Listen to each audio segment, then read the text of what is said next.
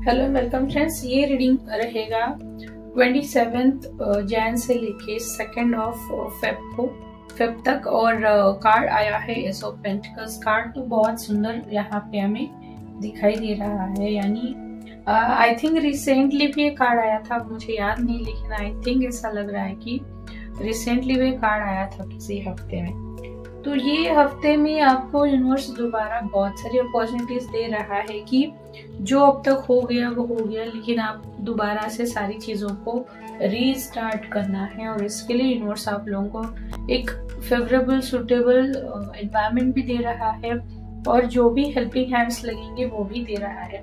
और बहुत सारी ऐसे नई चीजों की शुरुआत यहाँ पे होती हुई दिखाई दे रही है। किसी का मैरिज के लिए अच्छा प्रपोजल हो सकता है, जॉब इंटरव्यू हो सकता है, बिजनेस अपॉर्चुनिटी हो सकती है, अर्निंग अपॉर्चुनिटी हो सकती है, या फिर आपको कहीं बाहर जाना था तो आपको वो भी अपॉर्चुनिटी इस हफ्ते में दिखाई दे रही है। और कोई भी अगर रुका हुआ काम था तो वापस से वो रीस्टार्ट इस हफ्ते में होता हुआ दिखाई दे रहा है। काफी सारी नई चीजें हैं, किसी का मैरिज फिक्स हो रहा है, चाइल्ड कंसीविंग है, चाइल्ड बर्थ है, या फिर आपको कहीं फाइनेंशियल हेल्प कहीं से ऑफर हो रही है, मिल रही है, आपका खुद का रुका हुआ पैसा आ रहा है। और इस हफ्ते में अगर आप कुछ करने वाले हैं, कर रहे हैं नया, तो वो भी यहाँ पे सक्सेसफुल होता हुआ दिखाई दे रहा है। तो ओवरऑल एनर्जी यही है कि एक अच्छी शुरुआत हो रही है, लेकिन यहाँ पे कुछ चीजें ऐसे भी दिख रही है कि कुछ लोगों का मैरिज जो है यानी फाइनल हो चुका है, फिक्स्ड हो चुका है।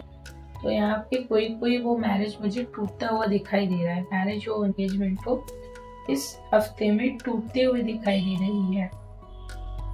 अब ये चीज ये जिनके साथ भी होगा तो ऑफ कोर्स उन्हें बहुत सारे इमोशनल इश्यूज से गुजरना पड़ेगा, हार्डशिप से गुजरना पड़ेगा। अब यहाँ पे वो मैरिज क्यों टूटने वाला है, क्योंकि आप जिस भी साइड से हो, लेकिन यहाँ पे हो सकता है कि कोई सच पता चला और उसकी वजह से वो रिश्ता ब्रेक करना पड़ा, ये हो सकता है। और ये नॉर्मल ऐसे रिलेशनशिप की बात नहीं है, एंगेजमेंट हो चुकी है, शादी तय हो चुकी है, ये वाले केसेस है, यानी कुछ ना कुछ सच पता चला है, उस वजह से झगड़े हो गए और उसके बाद में शादी टूट गई। ऐसी सारी चीजें यहाँ पे दिख रही है। और कुछ लोगों के लिए जैसे कलेक्टिव रीडिंग है, तो कुछ लोगों के लिए ये भी यहाँ पे हो सकता है कि कुछ नई चीज आपके पास आ रही थी और आते आते रुक गई, या फिर वहीं पे वो ब्रेक हो गई, या फिर वहीं पे जो भी उम्मीद बनी हुई थी वो खत्म हो गई, वापस से दोबारा से आपको कोई चांस नहीं मिलने वाला है, नहीं मिल रहा है। ये चीज भी कोई कोई यहाँ पे एक्सपीरियंस कर सकता है, तो उस वजह से भी आप लोग सैड हो सकते हैं।